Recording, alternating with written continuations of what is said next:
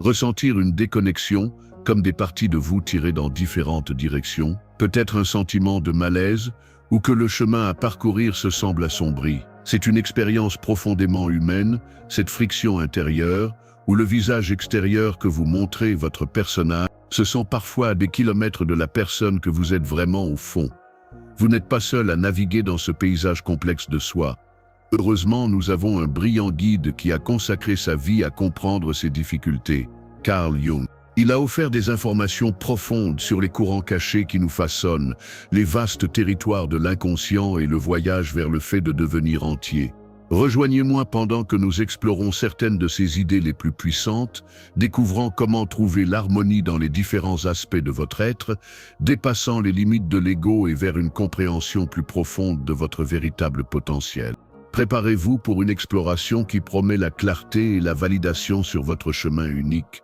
Ce sentiment de différentes pièces vous sépare commence souvent par le personnage, cette couche externe nécessaire que nous développons pour fonctionner dans le monde, le visage que nous montrons aux autres. Bien que essentiel à l'interaction sociale, si nous devenons trop identifiés à cette personnalité, le moi authentique peut se sentir étouffé. L'ego, qui agit comme le centre de notre esprit conscient et de notre sens de l'identité, peut parfois confondre cette personnalité ou même simplement une vision limitée de lui-même pour l'intégralité de qui nous sommes. Carl Jung a passé des années à explorer cette dynamique, nous montrant que cette conscience consciente de l'ego n'est qu'une petite île dans le vaste océan de l'inconscient. C'est dans ce domaine inconscient que nos véritables profondeurs résident, y compris l'ombre, ces aspects de nous-mêmes que l'ego a rejetés ou réprimés, mais qui détient toujours une énergie et un potentiel immense. La tension que vous ressentez est souvent la psyché exhortant l'ego à reconnaître ses parties cachées. L'objectif, selon Jung, n'est pas d'éliminer ces tensions, mais de les intégrer sur la voie de l'individuation, le processus de devenir l'individu unique est censé être. Ce voyage consiste à écouter profondément les chuchotements de l'inconscient, qui nous parle souvent à travers la riche langue des rêves et des symboles.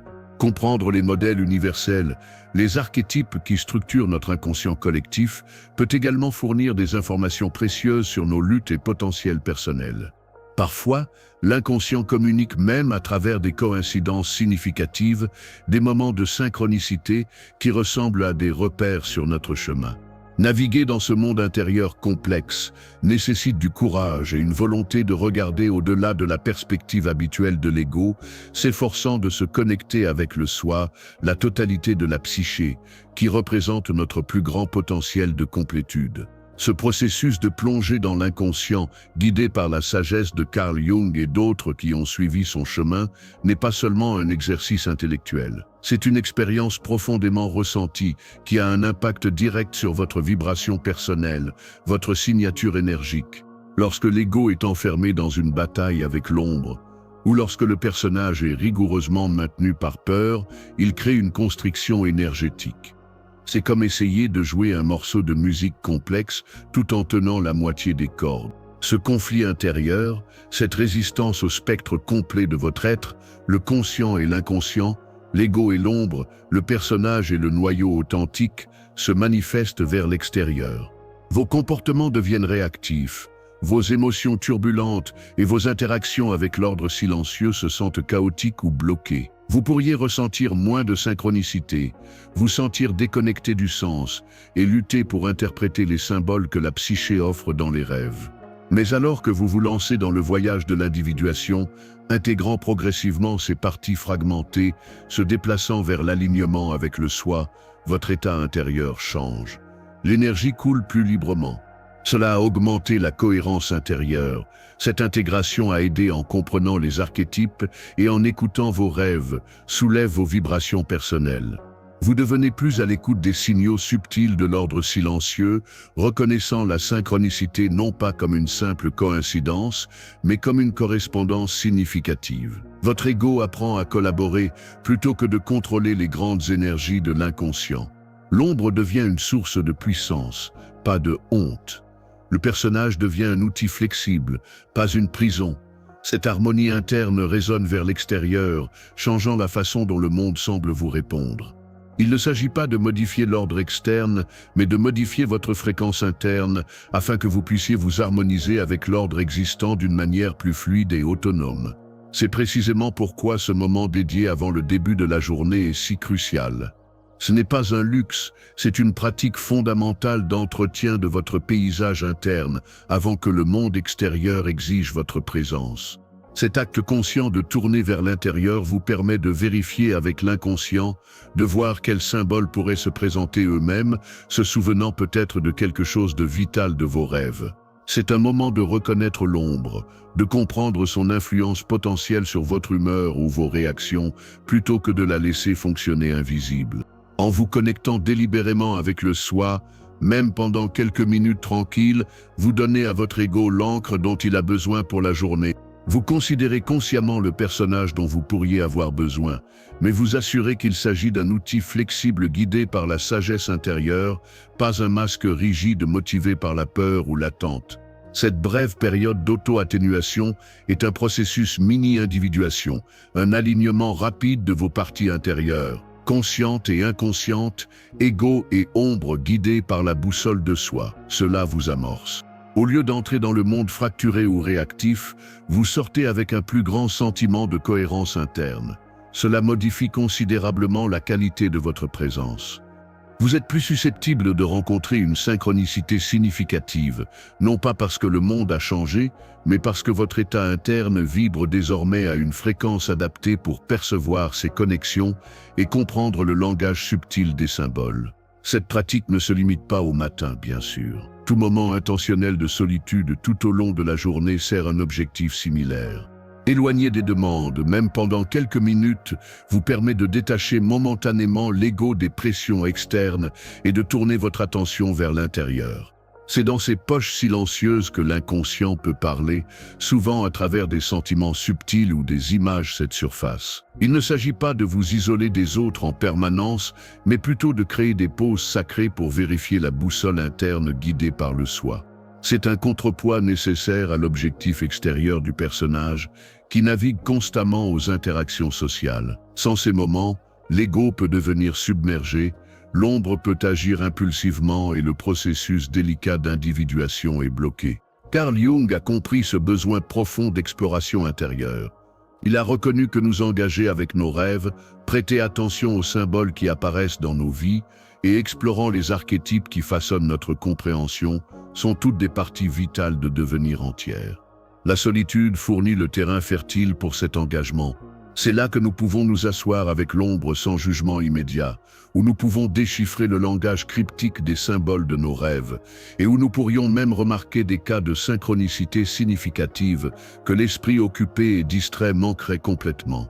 Ces retraites intentionnelles ne consistent pas seulement à recharger, ce sont des actes actifs de connexion avec les parties les plus profondes de nous-mêmes.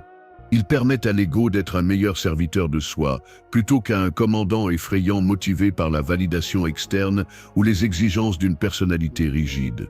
Ce sont des étapes essentielles sur la voie de l'individuation, intégrant les divers aspects de notre être conscient et inconscient dans un tout plus unifié. Cet engagement conscient avec la solitude favorise une profonde conscience de soi. Cela nous aide à comprendre pourquoi certaines situations déclenchent notre ombre, pourquoi nous pourrions inconsciemment adopter une personnalité particulière et comment notre ego réagit au stress. En créant régulièrement cet espace, nous cultivons une relation plus profonde avec notre monde intérieur. Ce travail intérieur profond, facilité par la solitude et l'introspection, nous rapproche de nous comprendre. Et alors que nous approfondissons cette compréhension, nous tournons inévitablement notre attention vers le corps lui-même, qui est le premier territoire de l'âme. Ce n'est pas seulement un navire, c'est une extension vivante de notre paysage intérieur, influencé par les mêmes archétypes qui façonnent notre psyché. Les gens qui sont vraiment engagés dans leur processus d'individuation comprennent cette vérité fondamentale. Écouter les signaux du corps est une forme de dialogue profonde avec l'inconscient, un moyen d'autocommuniquer ses besoins au-delà de la pensée consciente. Comme interpréter les symboles dans nos rêves, la compréhension des sensations physiques nécessite une attention et une intuition. L'ajustement de notre alimentation, par exemple, n'est pas seulement une question de santé physique. Il s'agit d'honorer les besoins énergétiques de tout notre être, soutenant la structure physique qui abrite l'interaction complexe de l'ego, de la personnalité, de l'ombre et de la conscience. Prioriser le repos n'est pas la paresse, il est de reconnaître le besoin vital du corps de traiter et d'intégrer les expériences, reflétant comment les rêves aident à intégrer le matériel inconscient. Les idées de Carl Jung sur la totalité de la psyché mettent en évidence cette connexion. Et le mouvement, considéré non comme une punition mais comme un rituel, devient un moyen puissant de libérer l'énergie stagnante, la tension maintenue dans le corps de l'ombre ou une personnalité contrainte. C'est une expression physique de l'œuvre intérieure, un moyen de mettre les leçons apprises par la solitude et l'introspection sous forme tangible. Le corps tient la sagesse, parlant souvent à travers des indices subtils, tout comme les chuchotements de l'inconscient ou les conseils que nous pourrions ressentir par la synchronicité. Tout comme écouter le corps est un dialogue vital, il en va de même pour le fait de mettre un stylo sur papier ou des doigts au clavier. L'auto-réflexion écrite crée un pont tangible directement vers l'inconscient. Il contourne les filtres habituels de l'ego conscient, permettant des pensées, des sentiments et des images qui pourraient autrement rester enterrés pour faire surface. C'est une façon de s'asseoir avec l'ombre, de donner une voix à ces parties de nous-mêmes. Nous pourrions craindre ou nier les désirs cachés, les anges supprimés, les peurs profondément ancrées. Grâce à l'écriture, le personnage que nous organisons soigneusement pour le monde peut momentanément se dissoudre, révélant le moi plus vulnérable et authentique en dessous. Carl Jung a beaucoup parlé des couches de la psyché, et l'écriture nous aide à décoller ces couches. Ce n'est pas toujours confortable. Confronter l'ombre peut être difficile, mais c'est un travail essentiel sur la voie de l'individuation. Le moi, dans sa sagesse, utilise souvent ces moments de réflexion calme pour offrir des conseils. Les symboles de nos rêves, des motifs récurrents ou même des pensées apparemment aléatoires peuvent trouver leur chemin sur la page, offrant des indices sur notre monde intérieur. L'écriture nous aide à traiter les émotions que le corps pourrait tenir comme tension. C'est une façon de déballer la complexité de notre expérience, de donner un sens à ce qui semble chaotique ou écrasant. Parfois, écrire sur une situation déroutante peut même conduire à un moment de clarté soudaine. Un sentiment de synchronicité ou un événement externe s'aligne parfaitement sur une réalisation interne, comme si l'inconscient confirme les informations acquises sur la page. Il nous permet de suivre les modèles de pensée et de comportement, révélant l'influence des archétypes qui façonnent nos réactions et nos perceptions. C'est comme cartographier le paysage de notre territoire intérieur, identifiant les chemins familiers et découvrir des sentiers cachés. Cet engagement délibéré aide l'ego à intégrer le matériel de l'inconscient, à renforcer notre sentiment de soi et à nous déplacer plus loin sur le chemin de l'individuation. C'est une pratique d'observation honnête, sans jugement externe, où les vérités les plus profondes de notre être peuvent commencer à émerger. L'écriture est un outil puissant, mais le principe s'étend à tout ce que nous consommons. Chaque livre que nous lisons, chaque chanson que nous écoutons, chaque image que nous voyons, chaque conversation que nous avons, toutes sont des formes d'énergie entrant dans notre système. Tout comme Carl Jung a souligné comment l'inconscient communique à travers des symboles dans les rêves, le monde extérieur nous bombarde avec son propre ensemble de symboles et de récits. Notre personnage, le visage que nous montrons au monde, est souvent façonné par ces influences externes, masquant parfois le vrai moi ou créant une structure d'ego superficielle. Choisir ce à quoi nous nous exposons est un acte de conservation consciente, une façon d'honorer l'équilibre délicat à l'intérieur. Permettre une entrée négative ou discordante peut nourrir l'ombre, amplifier les peurs ou les insécurités plutôt que de les mettre en lumière d'intégration. À l'inverse, le choix de stimuli qui sont édifiants, perspicaces ou résonnants peuvent soutenir le voyage de l'ego vers la compréhension de l'inconscient et de son vaste entrepôt de sagesse. Il s'agit de devenir des jardiniers exigeants de notre paysage intérieur. Quel type de graines plantons-nous avec les informations et l'énergie que nous absorbons? Favorise-t-il la croissance vers le soi ou renforce-t-il les limites du personnage? Cette sélection consciente ne consiste pas à créer une chambre d'écho, mais à s'engager stratégiquement avec le monde d'une manière qui soutient l'individuation. C'est comprendre que les archétypes sont présents non seulement dans les mythes anciens, mais dans les médias modernes, et être conscient de leur impact sur nos propres comportements et perceptions. Consommerions-nous du contenu qui nous aide à naviguer dans notre propre travail d'ombre, ou un contenu qui nous encourage à le projeter sur les autres? Le flux constant d'informations est puissant, il façonne notre réalité, influence notre état émotionnel et a un impact sur notre capacité à entendre le guidage subtil de moi plus profond, ou à interpréter les symboles trouvés dans nos rêves, ou à des moments de synchronicité. Le silence conscient est le sol fertile où les graines que nous avons soigneusement plantées peuvent vraiment prendre racine et grandir. C'est l'espace indispensable nécessaire pour traiter et intégrer les informations et les expériences que nous avons choisies pour leur permettant de nourrir les parties plus profondes de notre être. Sans ce traitement silencieux intentionnel, même l'entrée externe la plus positive peut devenir un simple bruit, écrasant notre système intérieur. Considérez-le comme une digestion essentielle pour l'âme.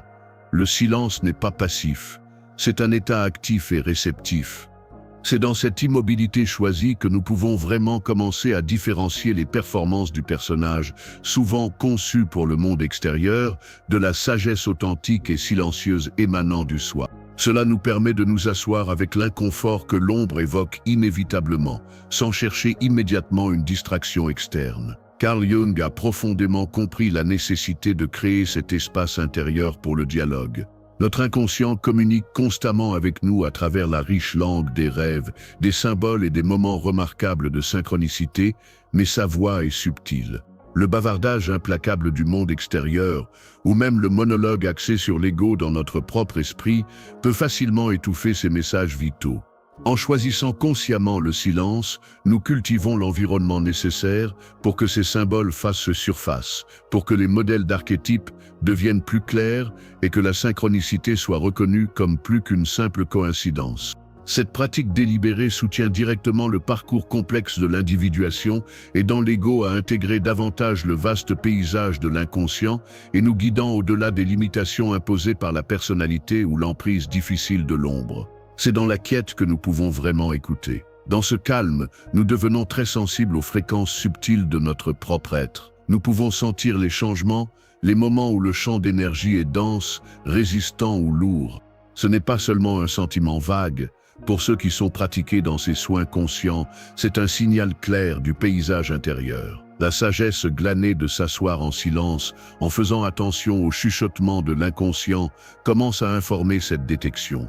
Peut-être qu'une série de rêves vifs a laissé un résidu émotionnel particulier ou un symbole récurrent continue d'apparaître, mettant en évidence un domaine de tension.